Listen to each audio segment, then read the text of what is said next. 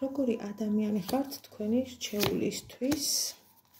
შევახსენებთ, რომ მესიჯი ყველასთვის არის, მაგრამ არა ყველაფერი, გაითვალისწინეთ.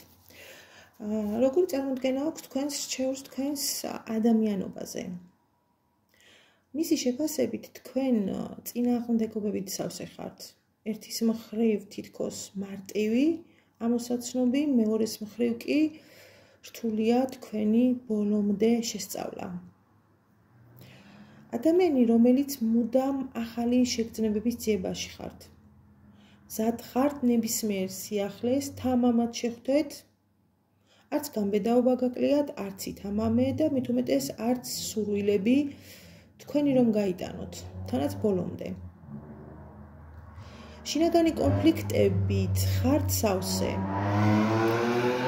ხან ეჭვიანი, ხან კი პირიქით, თითქოს და სულ ერთია ყველაფერი, ირგვლივ.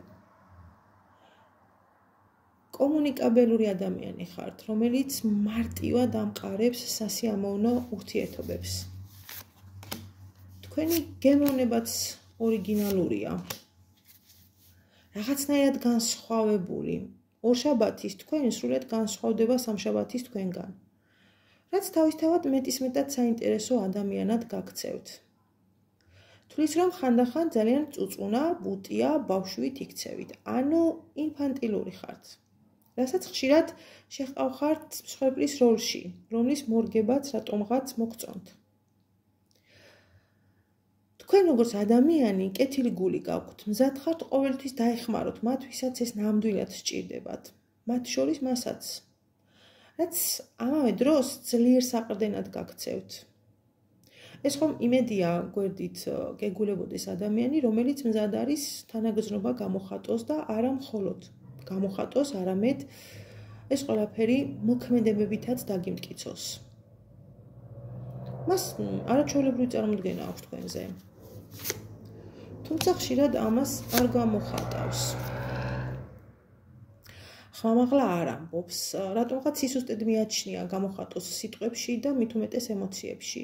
პირიქით, მუდამ გებრძვით და საწინააღმდეგოს გიმტკიცებთ.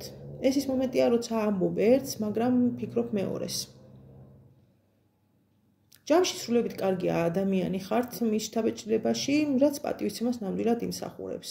არ გიგონოთ, რომ ნეგატიურად გიყურებდეთ. როგორც პიროვნებას, პირიქით, საკმაოდ დიდი ავტორიტეტი გაქვთ და სარგებლოთ კიდევ ამ ავტორიტეტით. პირადი კითხვები WhatsApp-ში მომწერეთ 557 1673 53. ოღონდ ძალიან გთხოვთ, ნუ მირეკავთ. უბრალოდ მომწერეთ და გიპასუხებთ.